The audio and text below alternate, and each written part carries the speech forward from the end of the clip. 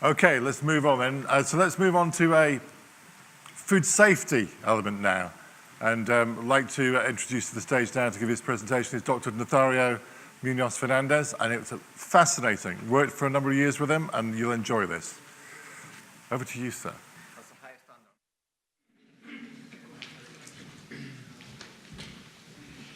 standard. Okay, good afternoon, everybody. I'm going to try to cover in this presentation a bit our views concerning what is the major trends to start with in regarding retail of fresh produce in the UK, a bit more broad also global trends, how that is going to affect the supply chain mostly, okay, trading with the UK and globally, and what some examples, possibilities, solutions, and initiatives that are there. Okay, so this is forward. Excellent. I'll have to turn because I don't know my slides. But basically, from the UK point of view, some of the key trends that we can see in the market is the consolidation of suppliers. We've recently heard about two major suppliers speaking to each other. We've been seeing during these years, and that will continue to happen, an increase in the market share of discounters. Lidl has overtaken Waitrose, and all these approaching to the big four, although it's still a way to go. Selling online and offline is obviously a trend everywhere, including groceries and including fresh produce. It's not only selling online, it's also all the blended mixtures, it's click and collect, okay, and expanding capabilities there. Digital transformation is everywhere, and it's in our industry. It's within stores, it's how retailers are going to assess and evaluate the consumer's behavior. It's how they are going to deal with supply chains. It's moving to a much more data-focused decision process where you need data, and this data is going to increase massively. Okay?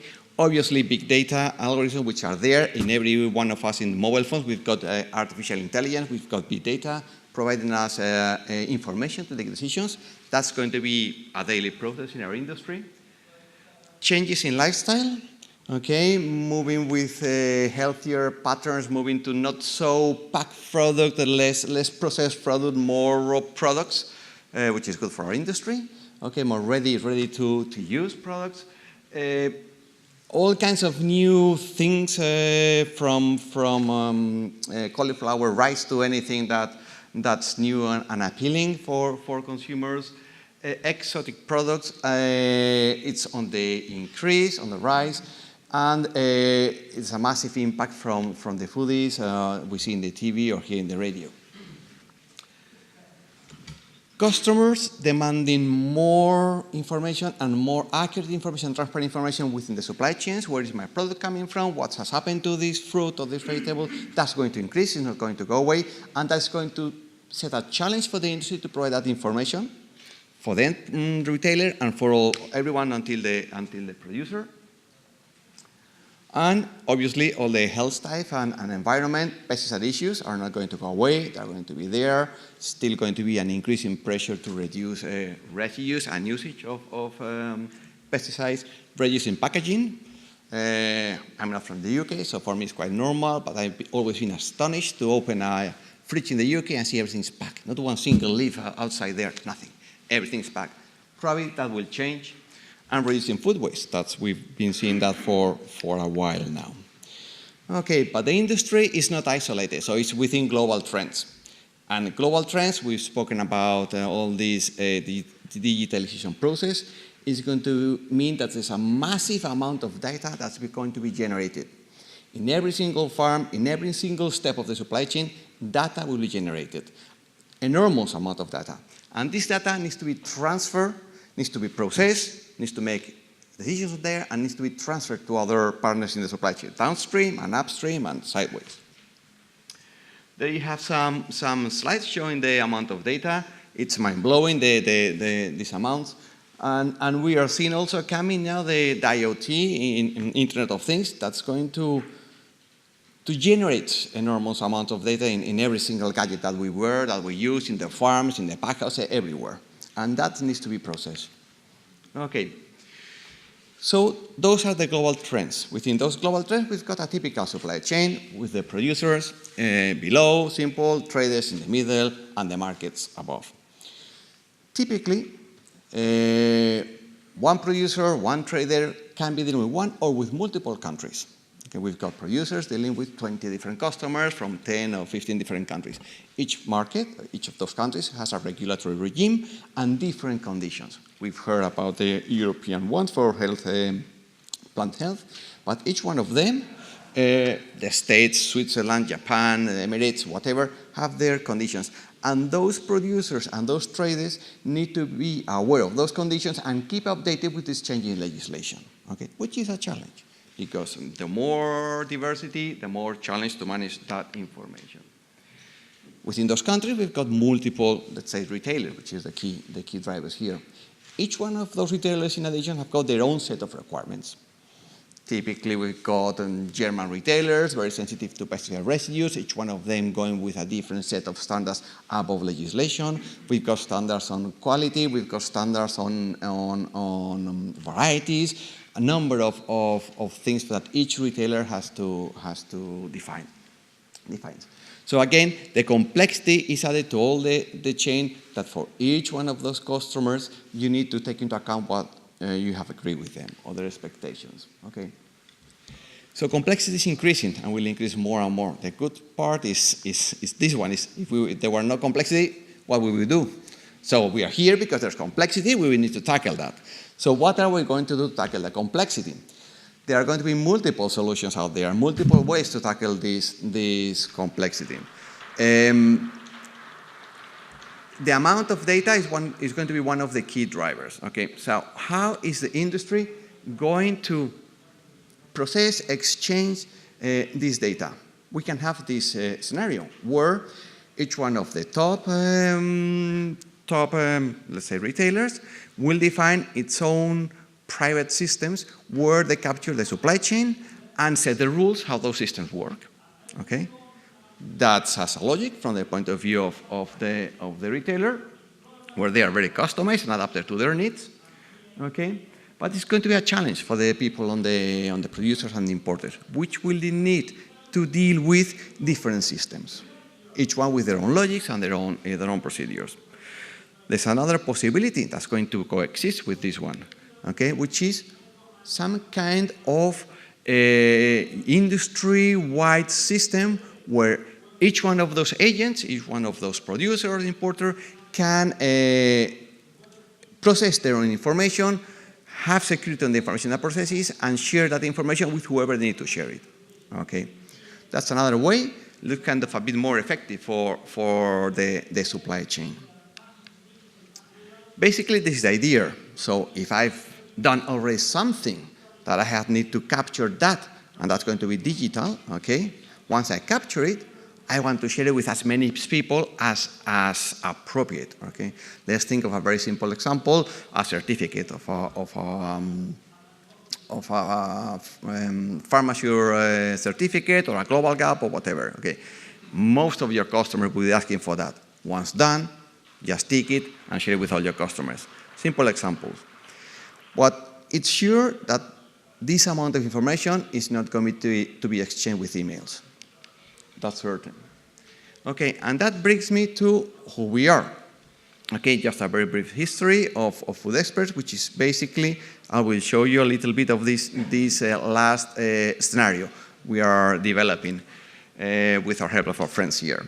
Okay, so we started in 2006, and in these 12 last years, we've been increasing the number of customers, retailers, and countries we're working in, basically, okay? Basically, there are two products. It's a pesticide residue scheme and a platform with this focus of trying to provide simple access to each party of the supply chain and ways to communicate with the others without having each one of those agents to develop their own systems.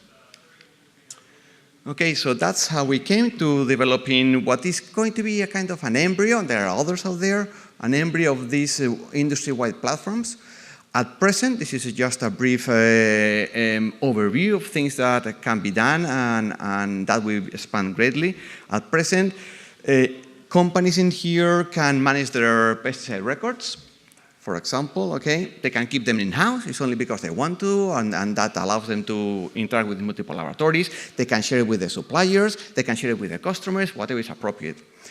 Or the PPPL system, which is one very typical for the UK, most retailers, all retailers work with it. It's basically, let me know, producer, what are you intend to use before you use it, so we prevent problems, okay? There was a top-down approach traditionally, where each retailer set their own list, and then the producers below had to comply with multiple different lists. We are slowly working, and now working with 2 major retailers in the UK, changing to a process where the producer defines what they're going to do, because they've got a spraying program, they've got a plant protection program, and then they share that with one or multiple retailers or customers or traders or importers as appropriate, okay? And saving time and saving efforts there. Quality, the same thing, checking quality of the product, complying with the specifications, sharing or not sharing that information if appropriate, accessing that information and doing trends and getting results and decisions on the information capture.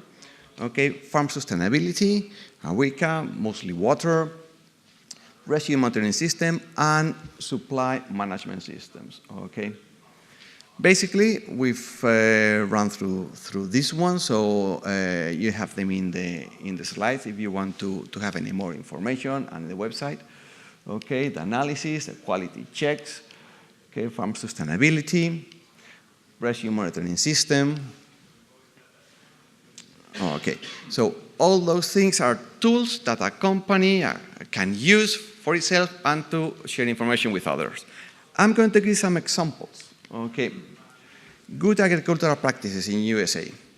Okay, this is an example. It's a bit old now, but it's very, very illustrative of a recommendation of how plant protection products should be used in the United States for a specific crop.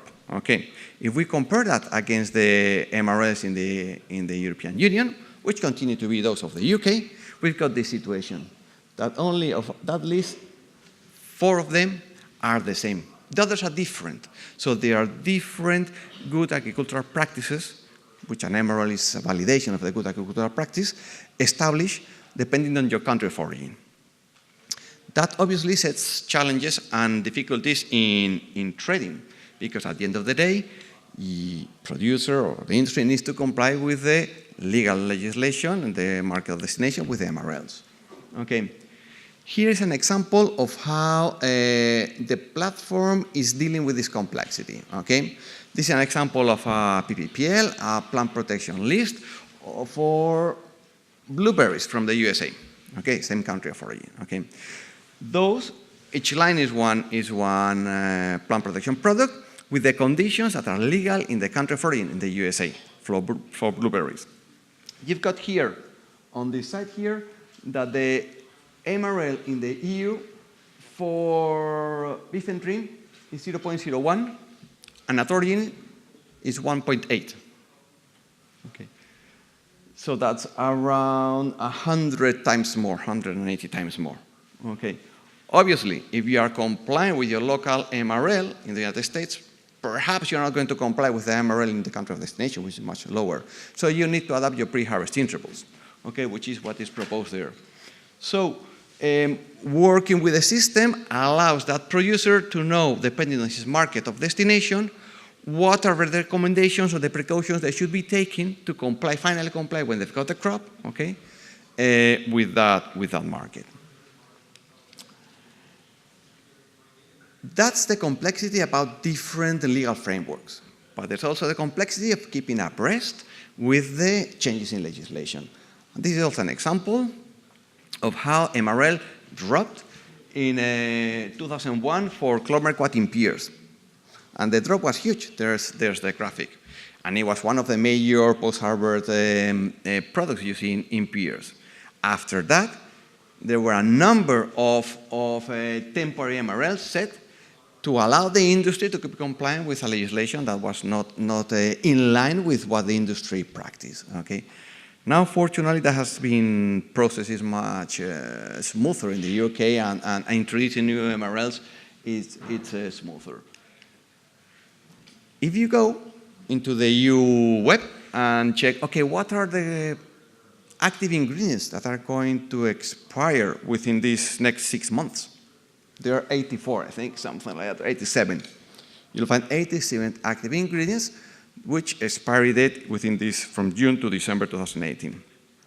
So there are a number of those coming. Fortunately, most of them will not expire. At the end of the day, that's going to be 1 or 2 out of that list, okay?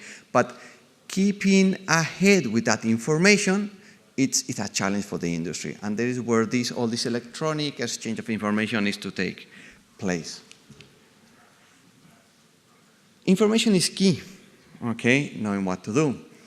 But when you're a producer, a trader working with multiple countries, different legislation, multiple customers, different requirements, etc., it becomes a bit complex receiving newsletters where you have to dig through the information and see what's relevant for me, okay? So that has to change. That is changing. Here's an example of when the chlorpyrifos was changing the European Union, we sent out a newsletter. It was a typical newsletter saying, okay, look, customers, this is going to happen and this is the changes, okay? But we went one step further saying, okay, and based on these changes and looking into the information that's on the platform on residues, we expect problems in this specific product. So there was an assessment of the potential impact. Okay, that's a first step, but it's not sufficient. It's not sufficient because the person that's producing tomatoes in Israel, he wants the information specific for his tomatoes in Israel and only for the States because he's only working for the States or the Emirates or whatever. So the systems need to be intelligent enough to provide each person with information they really need based on their products, on the countries, on the origins, on the markets. That platform, we've presented a project to the European Union, which finally has been awarded a grant and has been funded to develop and expand this concept into a platform that can be useful for the industry. There you've got the main components that's starting now. And one of these components, it's about monitoring decentralized trading requirements and helping the supply chain manage these requirements. And that is where we get with this last slide. That's we've already done a bit of work with the FPC on developing and the first ideas of what could be the supply chain. We are setting up a working group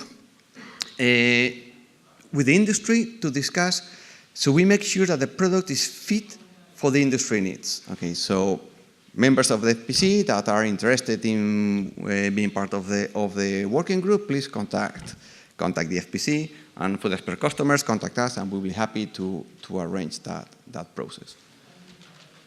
Okay, and that's it. Thank you very much.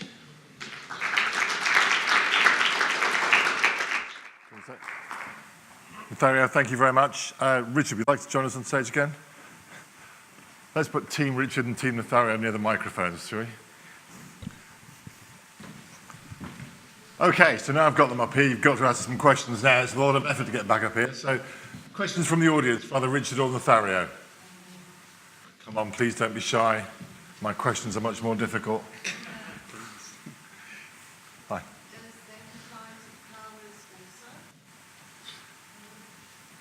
Are we talking about plant health now, or?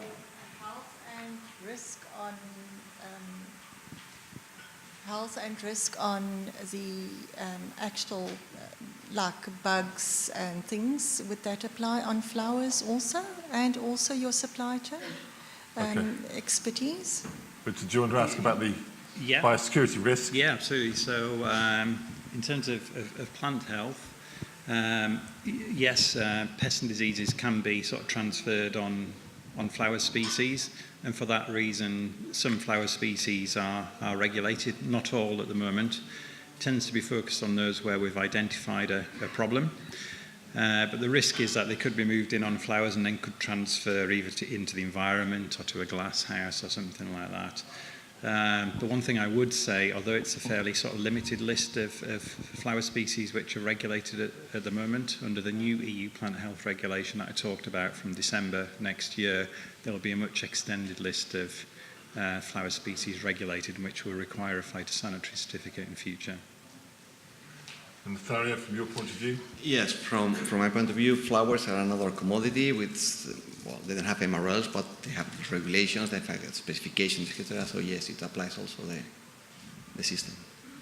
So I think on the other part, your database, your system could actually be effectively used for flowers as well. It is. In fact, yeah, we've got a number of projects and customers. I'm thinking about some in Switzerland, running with flowers in Kenya, and using the platform to try to improve the supplier base usage of pesticides. In this case, reducing the amounts of pesticide use, which is an issue now. Okay, thank you. Further question, gentleman there. Hi. I've seen you've touched upon the regulations and obviously all the different changes. My question is, obviously, as importers, one of our concern is obviously what's going to happen to all this product coming in.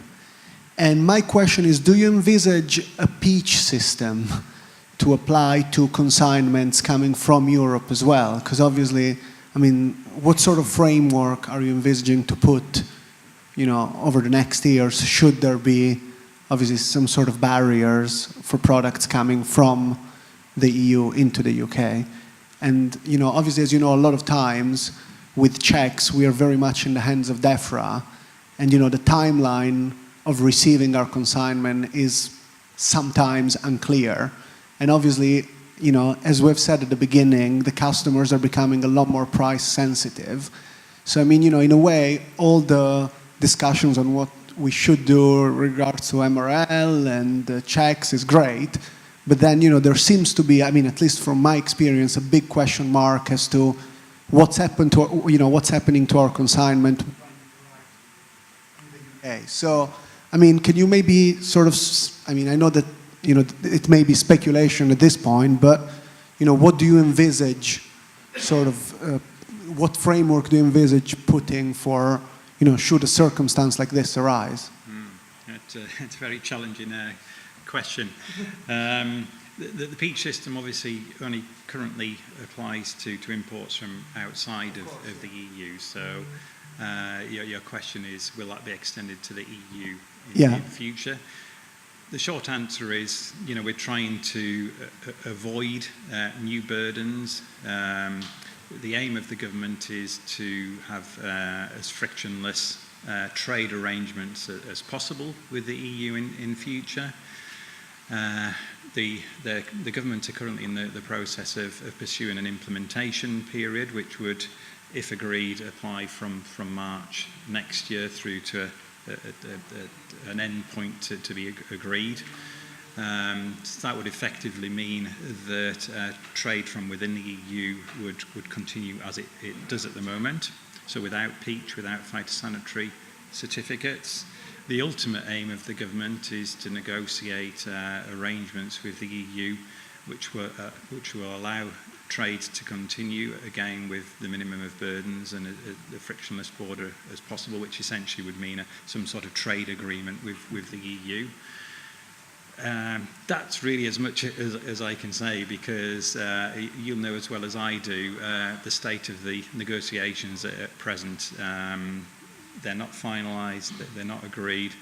That's the ambition of the government. They're certainly conscious of the potential burdens which would exist if the EU were to be effectively treated as a third country, and the government would obviously like to avoid that if possible. Thank you. If I can probably just add a bit more to that, if I may. From an FPC point of view, with Charline and other members of the team, we've actively lobbied a range of governments about the industry's key concerns. That's the information is readily available. Happy to share that information, but I think you made a very, very important point. We have to find a solution that allows us as an industry to trade effectively, but actually, from my point of view, one of the phrases we would use is, this is about feeding the nation. As I highlighted a while ago, 2/3 of our fresh produce isn't grown in the UK. So we have to get that product on shelves. You'll have seen, I think there was a Sky and Sunday Times article over the weekend about worst case situation of we don't get a deal, the borders come down at day one, if you like. It would be catastrophic for our industry in all sorts of different ways, not just the delays and the costs, but the physical infrastructure. I think we quote on a regular basis, there are is it now 6,000 or 7,000 vehicles travelling through the port of Dover on a row basis on a daily basis. Minimum, a third of those are carrying fresh produce daily. At peak periods of the year, you'll understand, it's much higher than that. So it's absolutely critical that we find, from our point of view, a solution that meets the politicians' aspirations, but actually allows our industry to trade and actually help feed the nation. That's the one-liner that we use. It's about feeding the nation. Further questions or comments?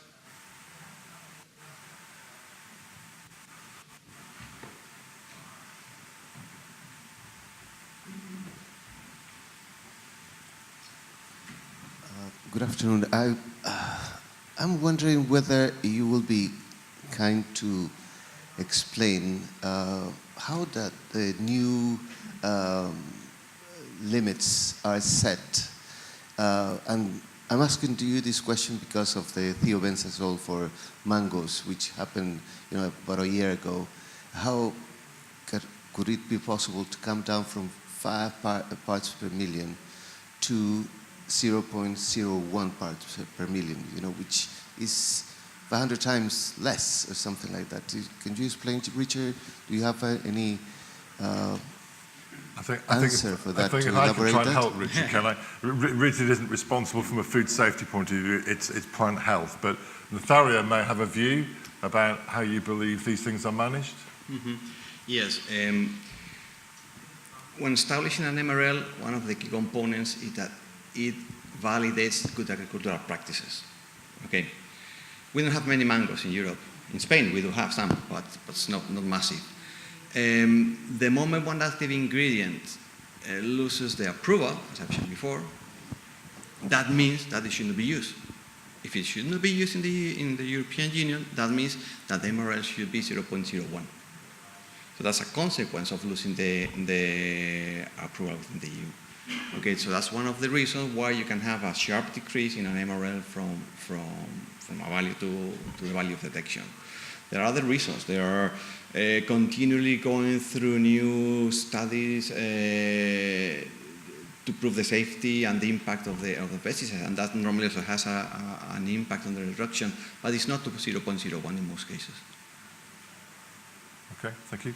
Any further questions from the floor? No? Well, I'll tell you what, let's turn it around the other way then.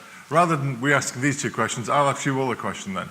If you look at what Nazario's outlined in terms of the challenges about the sheer amount of data, how you manage and interpret that data, and then share with your customers when and if you wish, how do you do that now? Are you all, really just a show of hands, I suppose, are you all considering using systems such as the Food Experts version that Nazario has outlined, or are you still doing it with lots of spreadsheets? So hands up for spreadsheets, hands up for an integrated data system. Which one first? I'm going to confuse myself, never mind you. So let's do the spreadsheets first. Hands up for spreadsheets. A few of you?